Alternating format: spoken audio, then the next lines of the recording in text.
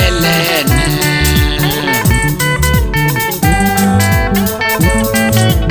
movha ku loko u fambika ku wa dzaha ti tatela ndleleni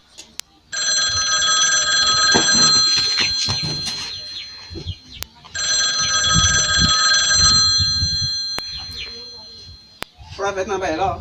Hello minjhani buti? Ngiphuke ngaba. Na pfukile kombe mali na le nikolotaka. Aswi Na Steve pa.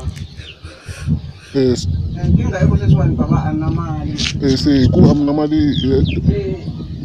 ano online pa. Vuya ku endla plan kwela mali pa. Baba ngabulisa so manchuwi. Ni vula swona ku nta vuyela nga ngeno nga la plan. Pa.